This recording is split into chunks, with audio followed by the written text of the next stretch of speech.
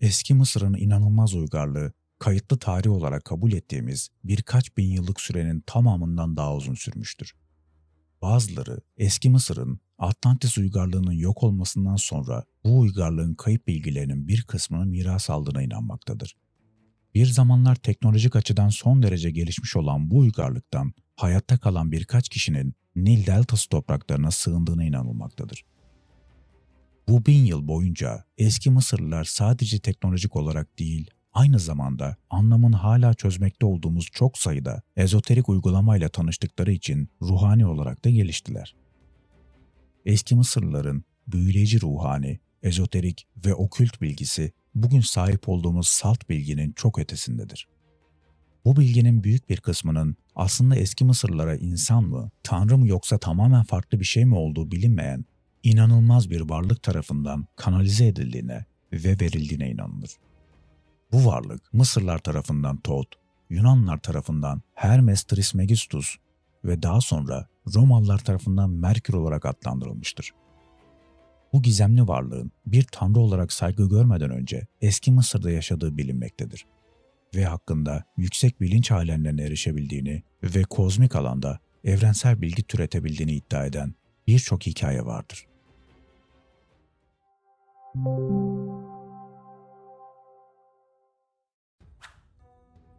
Tot, ilk büyük Mısırlı filozof ve eski gizem okullarının kurucusudur. Genellikle kutsal ibis kuşu başlı insan formunda tasvir edilen Tot, Mısırlılar tarafından tanrıların hem katibi hem de hakemi olarak bilinirdi. Göklerdeki ve tüm insanlık için olayların kaydını tutan ve muazzam bilgisini tanrılar arasında anlaşmazlıkları karara bağlamak için kullanan bir varlıktı. Kayıtlarını oluşturmak için Tot'un yazıyı icat ettiği ve en eski hiyeroglifleri yarattığı söylenir. Mısır efsanesine göre Tot, tüm bilgisini on binlerce el yazmasına yazmış, bilim, hukuk, sanat, felsefe, matematik ve büyünün ilk temellerini kaydetmiştir. Ancak tüm eserleri arasında bir tanesi diğerlerinin önüne geçmiştir. Tot'un kitabının evrenin sırlarını ve beynin ortalama bir insan için aktif olmayan belirli bölgelerinin uyandırılmasıyla elde edilen süreci ortaya koyduğuna inanılmaktadır. Tot'un kitabı, enkarnasyon süreci, evrenin çok boyutlu yapısı hakkında gizli bilgiler içermekte ve fiziksel dünya üzerinde güçlü bir etkiye sahip olabilecek binlerce ruhani ve ezoterik ritüel sunmaktadır. Ayrıca pek çok karanlık ve tehlikeli uygulama da vardır. Aslında Tutankamon'un mezarındaki güçlü lanetin Tot'un kitabının bilgisi kullanılarak yaratıldığına inanılmaktadır. Kral Tut'un mezarının kazılmasını finanse eden George Herbert, lanete ilk yenik düşen kişi oldu. 5 Nisan 1923'te tıraş olurken yanlışlıkla bir sivrisinek ısırığını yırttı ve kısa bir süre sonra kan zehirlenmesinden öldü. Bir ay sonra 16 Mayıs 1923'te yine mezarı ziyaret eden 1. George J. Gould, gizemli bir ateş sonucu hayatını kaybetti. Onun ölümünden bir ay sonra türbenin diğer bir ziyaretçisi olan Ali Kamel Fahmi Bey kendi karısı tarafından vurularak öldürüldü. Kazıya katılan bir arkeolog olan Hugh Evelyn White 1924 yılında kendini asmış ve ardında tüyler ürpertici bir mesaj bırakmıştır. Beni yok olmaya zorlayan bir lanete yenik düştüm. Aynı yıl Tutankamon'un mumyasının röntgenini çeken Sir Archibald Douglas Reid gizemli bir hastalıktan öldü. George Harbleton sekreteri olan ve Kral Tut'un mezarının açılmasında patronla eşlik eden Richard Beetle'ın ömrü biraz daha uzun sürdü ve 1929'da şüpheli koşullar altında boğularak öldü. Bir yıl sonra da babası kendisini öldürdü. Toplamda lanete atfedilen en az 11 ölüm vardı. Bu size Kral Tut'un kitabının ve orada anlatılan gizemli yöntemlerin aslında ne kadar güçlü olduğu hakkında bir fikir vermelidir. Tut'un kitabı yanlış ellerde çok tehlikeli olabilirdi. Ve bu nedenle Tut'un kutsal bilgilerine firavunlarla birlikte sadece özel eğitim almış Mısırlı rahiplerin erişmesine izin verildi. Tut'un tüm bu bilgileri her şeyi kapsayan bilgi alanında var olan en yüksek boyutlardan varlıklarla psikik bir bağlantı olan kanallık uygulaması yoluyla edindiği söylenir. Her yanımızı saran bir enerji ve bilgi alanında yaşıyoruz. Ama yine de insan gözüyle algılaması mümkün değil. Bu genişlemiş bilinç durumuna ulaşmak için kanallık yapanlar ve medyumlarla genellikle meditasyon yaparak dünyevi etkilerden kurtulmaya ve yüksek bilince uyumlanmaya çalışırlar. Ölülerin belirli ruhlarıyla bağlantı kurmaya çalışabilirler ya da iletişim kurmak isteyen bilinmeyen bir güç tarafından kendileriyle iletişime geçebilir. Bu modern toplum için tamamen çılgınca gelse de eski zamanlarda böyle değildi. Her kıtada, her eski kültür bu yeteneği biliyordu. Ve her dinde kanallık, medyumluk ve ilahi olan iletişim kurma konusunda uzmanlaşmış bir tür rahip ya da şaman vardı.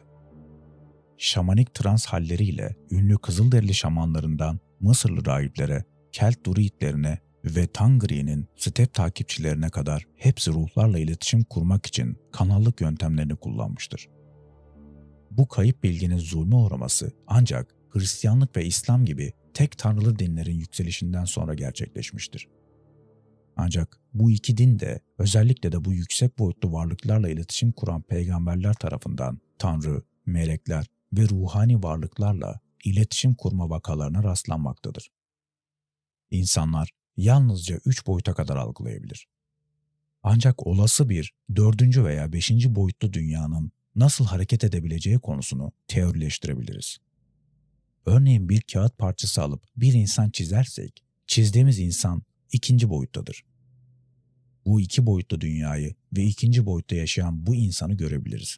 Ancak eğer yaşıyor olsaydı bizi göremezdi. Çünkü biz onun için algılanamaz olan daha yüksek 3. boyuttayız. Aynı 4. boyutun bizim için algılanamaz olduğu gibi. Bu arada bilim insanları 2 boyutlu bir evrende yaşamanın mümkün olduğunu söylüyorlar. Eğer parmağımızı kağıt parçasının üzerine koyacak olsaydık, 3. boyutumuzdan 2. boyutla etkileşime girecektik ve insan parmağımızın bir parçasını görebilecekti. Bunun nedeni 2 boyutlu bir dünyada sadece ileri ve geri ya da yan yana gidebilmenizdir. Orada derinlik yoktur. Eğer 4. boyutlu bir dünyada yaşayan varlıklar varsa, şu anda 3. boyutlu gerçekliğimizde deneyimlediğimizden çok daha fazlasını görebilecek ve algılayabileceklerdir. 4. boyuttan bir varlık bizim anlayışımızın çok ötesinde bilgi ve enformasyona erişebilir. Tüm boyutların birbiriyle iç içe geçtiği düşünülürse, 3. boyutlu bir varlığın 4. boyutlu bir varlıkla bir bağlantı kurması bilimsel olarak mümkündür. Görünüşe göre Todd, meditatif trans bilinç halleri aracılığıyla bu bağlantıyı kurmuş ve edindiği tüm bilgileri yazıya dönüştürmüştür. Binlerce kitap yazdığı söylenir. Mısırlılar için Todd'un bilgisi o kadar genişti ki onu tanrılarla iletişim kuran bir kişi olarak görmeye başladılar. Ve ortaya çıkardığı konular tıp, kimya, hukuk, sanat, müzik, retorik, felsefe, coğrafya ve çok daha fazlasıydı. Ve bunlar sadece edindiği dünyevi yönlerdi. Todd'un kitabında bugün paranormal ya da basitçe büyülü olarak adlandırabileceğimiz pek çok uygulama, ritüel ve ezoterik yetenek yazılıdır. Bunlardan bazıları hayvanlarla iletişim kurma ve hatta onları telepatik olarak etkileme yeteneğidir. Firavunlar da Todd'un kitabını hayvanlar ve insanlar üzerinde güç kurmak için kullanmışlardır. Bu gizemli kitabın bedenlerimizin doğal ama bilinmeyen işlevlerini kontrol etmenin sırlarını barındırdığı söylenir. Mısır'ın en ünlü sembolü olan ve Vaçyet olarak bilinen Horus'un gözünün merkezinde epifiz bezi bulunan insan beyninin yapısını gizlice tasvir etmesine şaşmamalı. Todd'un kitabı yaklaşık 20.000 yıllıktır. Ve ondan bahsedilen ilk tarihi kayıt, Mısır firavunlarının isimlerini listeleyen eski bir el yazması olan Taris papirüsünde yazılı olarak bulunabilir. En eski zamanlardan başlayarak 2. Ramses'in hükümdarlığına kadar uzanan bu antik papirüs, Todd'un kitabındaki kara büyü kullanılarak Firavun'un hayatına nasıl bir suikast girişiminde bulunulduğunu anlatmaktadır. Büyü, eski Mısırlıların günlük yaşamında tamamen doğal bir şeydi. Büyünün doğru tanımı henüz anlamadığımız bir bilim dalıdır. Eski Mısırlıların büyüsü olan Heka, bir salon numarası veya illüzyon değildi. Belirli bir hedefe ulaşmak için doğa yasalarının güçlerinden yararlanmaktı. Mısırlılar için sihrin olmadığı bir dünya düşünülemezdi. Neredeyse herkes kendini kara büyüden korumak için muska takardı. Ve o zamanlarda yaratılan muskalar yaklaşık olarak milattan sonra 5. yüzyıla kadar kullanımda kaldı. Ve modern zamanlarda yeniden canlandırıldı. Heka büyüsü dünyadaki en gizemli ve büyüleyici büyü uygulamalarından biri olmaya devam etmektedir. Ancak Thoth'un kitabının sunduğu tek şey büyü değildi. 2. bölümde görüşmek üzere. Thoth'un kitabı 2. bölüm. Thoth'un kitabının sunduğu tek şey büyü değildi. Aynı zamanda kayıp ve unutulmuş eski uygarlıklar ve insan ırkının gerçek tarihi ve kökenleri hakkında da ayrıntılı bilgiler içeriyordu. Efsaneye göre kitabın içeriğini okuyan kişi paralel gerçeklikler ve bağlı olduğumuz çok sayıda boyut ve enerji hakkında bilgi sahibi olacaktı. Thoth'un kitabındaki geçitli araçlara baktığınızda ruhunuzun kodlarını anlayacak ve bilincinizi sağlanan geçitlerde ana hatlarıyla belirlenen çeşitli boyutlara yönlendirecektir. Bilincinize evrimleşmek için ihtiyaç duyduğu çok arzu edilen boyutlara erişim sağlayacaktır. Ruh evrimi kitap okumaktan, meditasyon yapmaktan ve doğru beslenmekten daha fazlasıdır. Bilincinizi daha yüksek ve daha yüksek hallere yerleştirmenin koordineli uygulamasını içerir ve sonuçta onu artık daha düşük boyutlarda enkarne olamayacağı noktaya yükseltir. Thoth'un kitabı size bunu yapmanız için bir şans verir. Thoth'un kitabının şu an nerede olduğunu ya da gerçek olup olmadığını kimse bilmiyor. Ancak Ptolemaik Mısır döneminde bile anlatılan eski bir efsane var. Efsane, kitabın başlangıçta Koptos yakınlarındaki Nil'in dibinde saklandığını, bir dizi gümüş ve altın kutunun içinde kilitli olduğunu ve yılanlar tarafından korunduğunu öne sürüyor. Firavun'un oğlu, cesur Mısır prensi Neferkapta kitabı kurtarmaya karar verdi. Yılanlarla savaştı ve onu geri almayı başardı. Ancak Thoth'tan yaptığı hırsızlığın cezası olarak karısı Ahver ve oğlu Merab öldü. Neferkapta sonunda intihar etti ve kitapla birlikte gömüldüğü ve mezarının sonsuza dek mühürlendiği söylendi. Kitabın gerçek olup olmadığından emin olamayız. Ancak insanlar bugüne kadar onu aramaktan asla vazgeçmedi.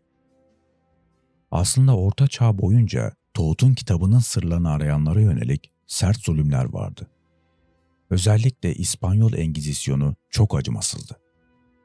15. ve 16. yüzyıllarda İspanya'da faaliyet gösteren bir dini mahkeme ve yargı sistemi olarak bilinir. Sadece Thoth'un kitabından bahsetmek yeterliydi ve bunu acımasız bir hüküm takip ederdi.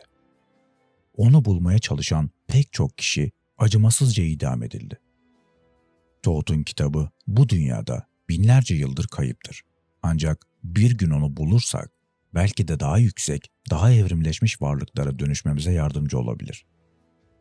İnsanlık tarihine nüfuz eden ve birçoğu hakkında bu kanalda konuştuğumuz tüm gizemli eserler ve antik efsaneler arasında Mısır firavunlarını, tanınmış filozofları ve tüm zamanların en büyük bilimsel zihinlerinden bazılarını birbirine bağlayan biri belki de diğerlerinin üzerinde öne çıkıyor. Buna Zümrüt Tablet deniyor ve binlerce yıldır evren hakkında gizli bilgilerin, sihirli güçlerin ve hatta efsanevi kayıp şehir Atlantis'in bir kaydı olarak biliniyor. Thoth'un en büyük sırları bir insanın varoluşunu değiştirmenin ve evrenle bir olmanın sırlarını kaydettiği yer olduğu söylenirdi. Mısır uygarlığının en eski günlerinde Zümrüt Tablet ve Thoth'un diğer eserlerinin kadim bir rahiplik tarafından saklandığı ve yalnızca en üst düzey inisiyelerin erişimine açık olduğu söylenirdi. Zaman geçtikçe bu eserlere ne olduğu belirsizdir. Bazıları yeni hanedanlar ortaya çıktıkça ve Mısır Firavun dönemine geçtikçe eski rahiplerin otoritelerini kaybettiğini ve Mısır'dan sürüldüklerini, Thoth'un eserlerini de beraberinde götürdüklerini ve bu bilgilerin bugüne kadar gizli bir yerde korunmaya devam ettiğini söyler. Bazıları ise Thoth'un dünyayı terk ettiğinde eserini de hiçbir insan bulamasın diye sakladığını ve geri döndüğünde sadece kendisinin onları geri alabileceğini söyler. Diğerleri ise basitçe değişen Mısır'ın bilginin sonsuza dek kaybolduğu anlamına geldiğini düşünmüştür. Her halükarda Mısır Firavun hanedanlıkları boyunca ilerlemeye başladığında Toğut'un eserleri arka planda bir yerde uzak bir geçmişten gelen, gitmiş ama unutulmamış bir hikaye olarak duruyordu. Ta ki M.Ö. 14. yüzyılın ortalarında iktidara gelen Akhenaton adında bir Firavun ortaya çıkana kadar. Diğer adı Amenhotep olan Firavun, Toğut'un hikayesini çok iyi biliyordu ve iktidara gelir gelmez hemen kayıp eserleri aramaya koyuldu. Efsaneye göre zümrüt tablet de dahil olmak üzere onları bulmayı başardı ve öğrendikleri hayatını, saltanatını ve Mısır'ı tamamen değiştirdi. Hemen Mısır rahipliğine ve onların tanrı ve tanrıçalarına meydan okumaya başladı ve güneşi tek şey, tüm yaratılışın ve gücün kaynağı olarak sunan yeni bir tek tanrılı din kurdu. Burada Amenhotep olan adını tek şeye hizmet eden anlamına gelen Akhenaton olarak değiştirdi. Akhenaton olarak Mısır kültürünü tersine çevirdi. Rahipliğin uzun süredir devam eden ritüellerini reddetti ve bunun yerine doğal kozmik yasaya uygun olarak gerçekte yaşama kavramını teşvik etti. Mısır geleneğinde kadınların statüsünü yükseltti ve hatta geleneksel başkent Teb'i terk ederek Akhetaten olarak bilinen yeni bir başkent kurdu. Şaşırtıcı olmayan bir şekilde bu dramatik değişiklikler mevcut güç yapısını kızdırdı ve 17 yıllık yönetimden sonra Akhenaton gizemli bir şekilde ortadan kayboldu ve yaygın olarak rahipler tarafından hasta uğradığı düşünüldü. Kalıntıları hiçbir zaman bulunamadı. Bazı inanışlara göre Akhenaton Hazreti İbrahim'in ta kendisiydi. Ortadan kaybolmasının ardından yeni Firavun, rahiplerin de desteğiyle işleri eski haline getirmek için derhal harekete geçti ve Akhenaton'un başkentine ve yeni yönetimine dair tüm kayıtları yok etti. Akhenaton'un tüm izlerini ortadan kaldırmaya çalışan güçler yüzünden Toğut'un eserleri bir kez daha kayboldu. Toğut'un eserleri yine kaybolsa da hikaye kaybolmadı. Aslında kendisini bölgedeki ve bilinen dünyadaki sayısız başka geleneğin içine örmeye başladı. Örneğin İsrailliler Mısır'daki esaretleri sırasında Toğut'un hikayesinden haberdar oldular ve bunu kendi dini inançlarına dahil ettiler. Bazı dini kültler Toğut'un aslında Adem ve Havva'nın 3. oğlu olan İncil'deki Set olduğunu ve insanoğluna cennet bahçesindeki ebeveynlerinin günahlarından nasıl kurtulacağını göstermek için Zümrüt tableti yazdığını iddia etmeye başladı. Bu düşünceye göre bazıları tabletin nesiller boyunca Nuh'a ulaştığına, onun da tableti gemisine aldığına ve büyük tufandan sonra bir mağaraya sakladığına inanırken, diğerleri tabletin Musa'nın kızı Meryem'e verildiğinde ve onun da tableti efsanevi Ait sandığına yerleştirdiğinde ısrar etmiştir. Başka bir yerde diğer dini kültler Toğut'un Set değil, Nuh'un İncil'deki büyük babası ve gizemli Enok kitabının yazarı Enok olduğunu iddia etmiştir. Bu kitaba göre Enok, tanrılar ve insanlar arasındaki bir elçiydi ve efsanevi Toğut ile açık bir şekilde örtüşüyordu. Ne olursa olsun efsane büyüdükçe ve yayıldıkça Toğut'un kayıp eserinden ve efsanevi Zümrüt tabletinden hala bir iz yoktu. Ta ki M.Ö. 4. yüzyılda insanlık tarihinin en büyük fatihlerinden biri Mısır'a gelene kadar. M.Ö. 332'de Mısır'ı büyüyen Yunan İmparatorluğu'na katan ve kendisini Firavun ilan eden İskender, Zümrüt tabletin bir insanı Tanrı'ya dönüştürecek sırları içerdiğine inanarak Toğut'un kayıp eserini bulmayı takıntı haline getirdi. Zümrüt tabletin korunduğuna inanılan Toğut'un mezarının tam yerini keşfeden İskender, derhal Libya çölü boyunca Siva'ya doğru bir yolculuğa çıktı. İskender, Zümrüt tableti bu tapınakta ele geçirdi. Tableti ve beraberindeki parşömenleri alarak Heliopis'e gider ve parşömenleri buranın saygın arşivine bırakır. Daha sonra İskender, gelişmekte olan İskenderiye şehrinin sınırlarını belirleme görevini üstlendi. Bu şehir çok geçmeden değerli metinleri barındırmak ve titizlikle incelemek amacıyla kurulan büyük bir kütüphaneye ev sahipliği yapacaktı. Elbette İskender, Mısır'da sonsuza kadar kalmadı. M.Ö. 327'de Hindistan'daki fetihlerine devam etmek üzere yola devam etti. Seferinden döndükten sonra İskender gizemli bir şekilde öldü ve ölüm nedeni bugüne kadar bilinmemektedir. Firavun, Akhenaton ve eşi Nefertiti'nin mezarı gibi İskender'in mezarı da hiçbir zaman keşfedilemedi. Peki Toğut'un eserine ve Zümrüt tablete ne oldu? İskender'in mezarında mı saklamışlardı? Yoksa bizim onları keşfetmemizi bekleyen başka bir yere mi yerleştirmişlerdi? Bu eserler nereye kaybolursa kaybolsun, İskender'in ölümünden sonra kaybolmayan şey Yunanlıların Toğut'a olan ilgisiydi. Aslında Yunanlılar Toğut'u o kadar efsanevi görmeye başladılar ki onu kendi tanrılar panteonlarına dahil ettiler ve mevcut tanrı Hermes ile eşitlediler. Toğut ve Hermes'in bir ve aynı olması Yunanlılar için anlamlıydı. Her ikisinin de tanrıların habercileri ve öğrenmenin destekçileri, yazının ve kelimelerin koruyucuları olduğu söylenirdi. Böylece Toğut ve Hermes'e bir olarak tapılmaya başlandı. Hatta Yunanlılar Toğut tapınağının bulunduğu Mısır şehri Kemenu'yu Hermespolis yani Hermes'in şehri olarak yeniden adlandıracak kadar ileri gittiler. Yüzyıllar geçtikçe Yunanlılar yavaş yavaş güç kaybettiler ve yerlerini Roma İmparatorluğu aldı. Bu olayla birlikte Romalılar Toğut efsanesini ve onun Hermes'le örtüşmesini daha da ileri götürmeye başladılar. Önemli Romalı düşünürler Toğut'un belki de bir tanrı değil de geçmişin derinliklerinde bir zamanlar Mısır panteonunda bir tanrı olacak kadar bilgeliğe sahip bir insan, bir peygamber olup olmadığını merak etmeye başladılar. Birçokları bunun böyle olduğuna inanmış, hatta peygamberlere bir isim bile vermişlerdi.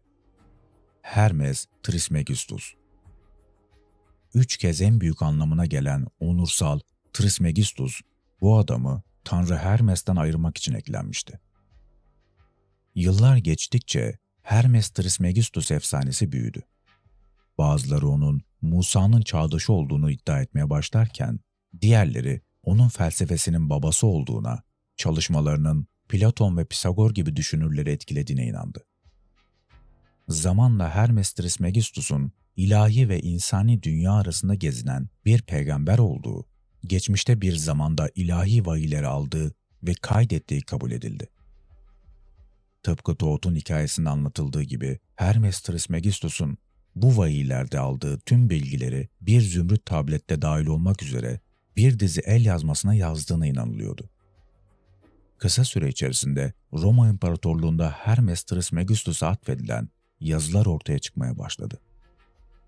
Bunlar arasında felsefi ve teolojik konuların yanı sıra simya ve teoloji gibi mistik sanatları da kapsayan ve toplum olarak Hermetika olarak bilinen bir dizi eser yer alıyordu.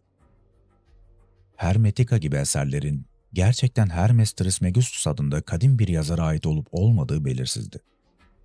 Büyük İskender ve Firavun Akhenaton tarafından keşfedildiği iddia edilen, uzun süre saklı kalmış ve halk tarafından kabul gördükçe ortaya çıkarılmış eserlerin kopyaları olabilirler miydi? Bazı düşünürler, antik Yunan mitolojisinde bilge Hermes, Mısır mitolojisinde bilgelik tanrısı Toğut olarak bilinen kişinin İslamiyet'te Hazreti İdris olduğu kanaatindedir.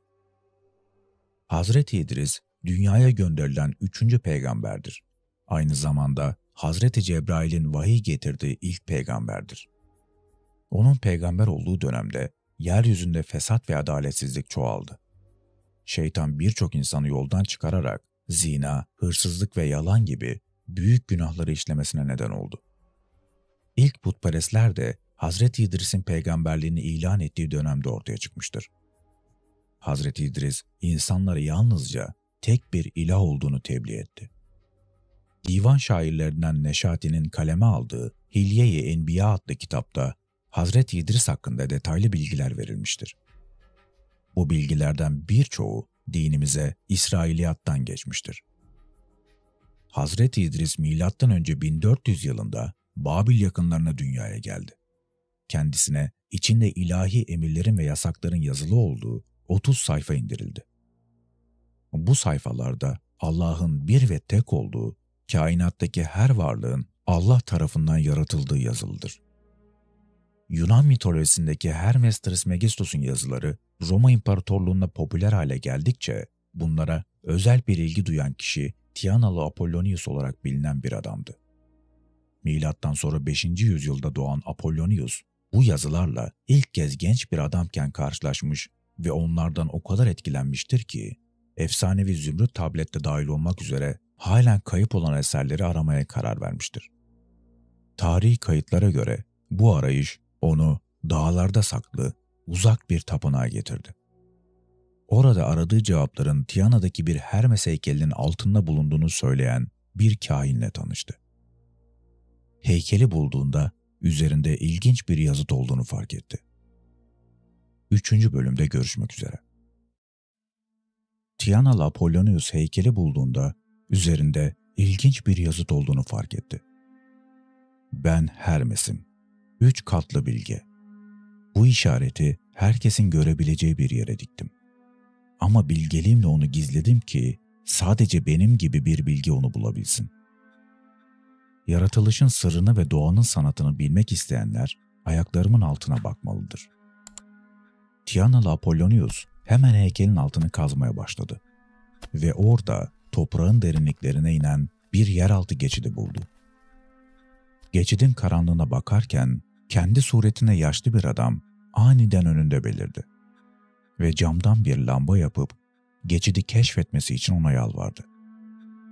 Şaşıran adam yaşlı adama kim olduğunu sorduğunda yaşlı adam "Ben senin mükemmel doğanım" diye cevap verdi. Görünüşte doğaüstü olan bu olayın doğru yerde olduğu anlamına geldiğine inanarak elinde lambayla geçitten aşağı doğru yola koyuldu. Ta ki toprağın derinliklerinde bir odaya ulaşana kadar. Bu odanın içinde altın bir tahtın üzerinde oturan solmuş bir iskelet figürü görünce hayrete düştü. Bu figürün elinde bir kitap vardı ve parlayan zümrüt bir tablet. Bu hikaye İskender ve Akhenaton'un hikayesi gibi uzun zamandır kayıp olan zümrüt tabletin sözde keşfine dair bir başka hikaye değil, dönemin en esrarengiz figürlerinden birinin hikayesinin başlangıcıdır. Dönemin yazılarında hem kendi eserlerinde hem de başkalarının biyografik çalışmalarında Tianalı Apollonius bir tür mistik ve büyülü bir figür olarak tasvir edilir. Zümrüt tablet ve Hermes Trismegistus'un antik eserleri Tianalı Apollonius tarafından satın alındı. Hayatının geri kalanını Yunanistan, Mısır, İran, Kuzey Afrika, Avrupa ve Hindistan dahil olmak üzere antik dünyayı dolaşarak geçirdi. Seyahatleri sırasında geleceği görerek kehanette bulunması, hastaları iyileştirmesi ve insanları doğal afetlerden koruyan sihirli tılsımlar yaratmasıyla ün kazanmıştır. Bu güçlerin efsane mi olduğu yoksa zümrüt tabletten edindiği bilgilerle mi bağlantılı olduğu belirsizliğini korumaktadır. Apollonius sık sık yeteneklerinden dolayı kendini tehdit altında hisseden mevcut güç yapılarının zulmüne maruz kalmıştır. İmparator Neron tarafından vatana ihanet suçlamasıyla tutuklandı. Ancak suçlamalar gizemli bir şekilde mahkeme kayıtlarından kayboldu ve serbest bırakıldı. Daha sonra İmparator Domitian tarafından başka bir tutuklamayla karşı karşıya kaldı. Ancak mahkemedeki kendinden geçmiş hali beraat etmesiyle sonuçlandı. Apollonius, olağan dışı güçlerini Tanrı'nın bilgi insanlara vahyettiği bilgiye atfetmiştir. Bunun Hermes Trismegistus'a açıklanan bilgiye atıfta bulunup bulunmadığı cevapsız kalmıştır. Apollonius ölümünden sonra muhalifleri, özellikle de onu İsa'ya benzeten Hristiyanlar, onu tarihi kayıtlardan silmeye çalıştılar. Milattan sonra 400 yılına gelindiğinde Akhenaten ve Zümrüt tabletin kaderini yansıtır şekilde kendisi ve eseri hakkında yazılanların çoğu yok edildi. Ancak Zümrüt tablet ile ilişkilendirilen diğer figürlerin aksine metin Apollonius'un ölümünden sonra da varlığını sürdürmüştür. İçeriğini yazıya dökmüştü ve hafızasının büyük bir kısmı silinmiş olsa bile bu çevirinin kopyaları varlığını sürdürdü. Milattan sonra 8. yüzyıl civarında Apollonius'un orijinal eserlerinin bir kopyası olduğu iddia edilen Yaratılışın Sırları ve Doğa Sanatı adlı Arapça bir metin yayınlandı. Bu kitap Zümrüt tabletin doğrudan çevirisini içeriyor ve içeriğini geniş çapta erişilebilir kılıyordu. Tercüme edilen metin evrenin birbirine bağlılığını ve tek bir şeyin içindeki dönüştürücü gücü vurguluyordu. Güneş, ay, rüzgar ve toprak anlatılan süreçte sembolik roller oynuyordu. Metin, yazarın Hermes Trismegistus olarak tanımlanması ve tüm dünya felsefesinin 3 parçasına sahip olduğu iddiasıyla sona eriyordu. Yüzyıllar geçtikçe Zümrüt Tablet çeşitli kültürleri ve akımları etkilemeye devam etti. Orta Çağ'da simya Avrupa'da popülerlik kazandı ve Zümrüt Tablet temel bir metin olarak kabul edildi. Simyacılar başlangıçta bunu felsefe taşını yaratmak için şifreli bir tarif olarak yorumladı. Ancak daha sonra görüşler onu ruhsal dönüşüm için bir alegori olarak görmeye kaydı. Zümrüt Tablet'ten etkilenen en önemli isimlerden biri Isaac Newton'dır. Bilime yaptığı katkılarla tanınan Newton, simya üzerine çalışmak için önemli miktarda zaman harcamış ve tableti deneyimleri için bir platform olarak görmüştür. Hatta Zümrüt Tablet'in çevirisini bile yapmıştır. Newton'un yer çekimi anlayışı ve 3 hareket yasası Zümrüt Tablet'teki kavramlarla paralellik göstermekte ve tabletin etkisini daha da vurgulamaktadır. Tabletin mirası, tarih boyunca bilim adamlarının, filozofların ve ruhani arayış içinde olan insanların düşüncelerini şekillendirmeye devam etmiştir. 1925 yılında Maurice Doreal her biri derin bilgelik içeren bir değil 10 zümrüt tablet olduğunu iddia etti. Kendisine bu tabletleri bulmak için önce Hindistan'a, sonra da Mısır'a gitmesini söyleyen vizyonlar aldığını iddia etmiştir.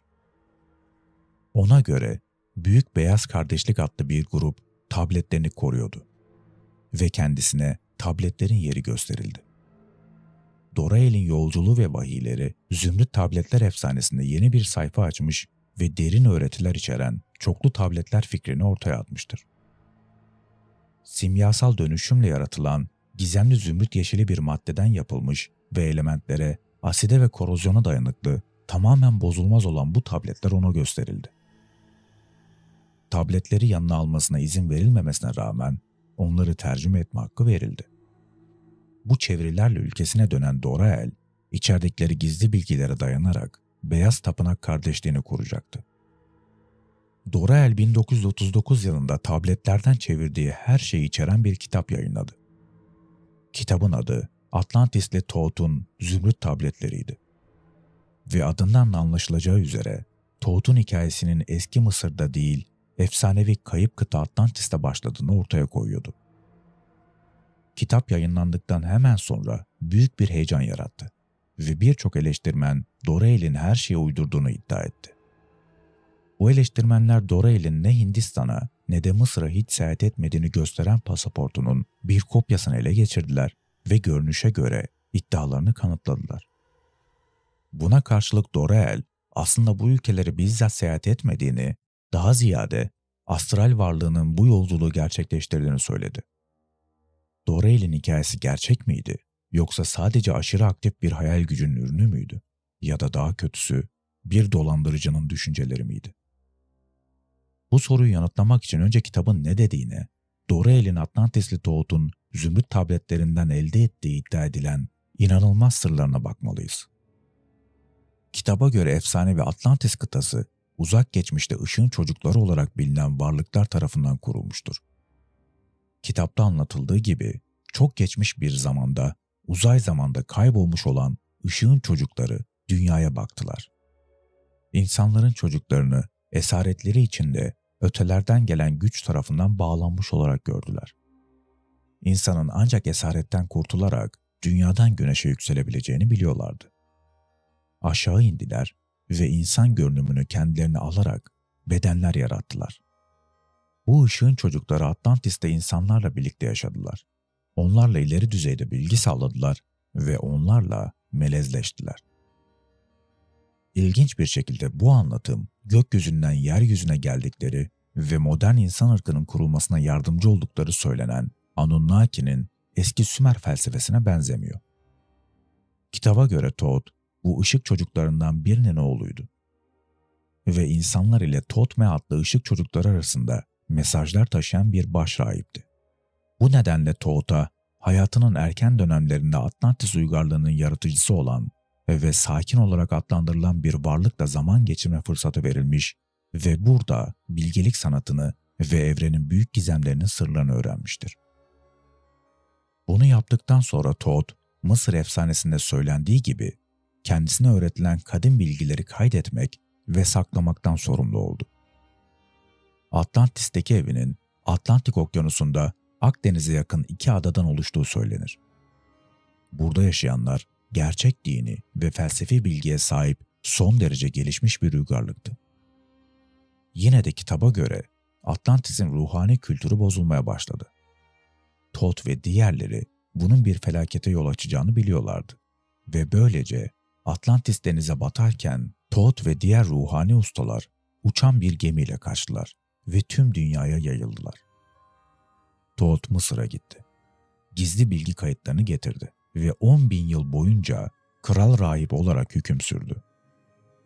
Mısırlıların ileri bir uygarlık inşa etmesine yardımcı oldu ve bu süreçte Mısır Panteonu'nda bir tanrı olarak anıldı. Onun gibi başkaları da başka yerlere, Güney ve Orta Amerika'ya, Hindistan'a ve ötesine gitmiş, her durumda gizli bilgilerini getirmiş ve dünyanın kadim uygarlıklarının kurulmasına ve gelişmesine yardımcı olmuşlardır. Peki Thoth ve diğer Atlantislilerin dünyanın dört bir yanına taşıdıkları gizli bilgi neydi? Dorael'in kitabı her şeyin zümrüt tablette kayıtlı olduğunu ileri sürmektedir. Kitap, tüm varoluşumuzun temelini oluşturan bilgelikten, doğa, kozmos ve ilahi olandan bahsetmektedir. Reenkarnasyon ve ölümsüzlükten, ileri teknolojiden, enerji üretme ve maddeyi manipüle etme yeteneğinden ve simyanın ilkelerini oluşturan büyülü sırlardan bahseder.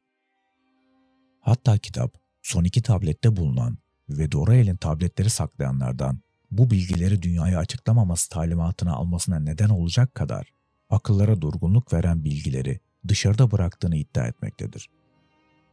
Elbette Isaac Newton ve Tianalı Apollonios'un zümrüt tableti gibi Dorael'in sözde çevirisi de farklı anlamlara ve yorumlara, gizli bilgeliğin öngördüğü şey için farklı tariflere yer açacak şekilde şifreli olarak yazılmıştır. Bunların hepsi saçmalık mı? Yoksa gerçekten evrenin sırlarını mı içeriyor? Bazıları yaklaşık 100 yıl sonra bile hala ortalıkta olduğuna göre bunun bir şey ifade ediyor olması gerektiğini öne sürebilir.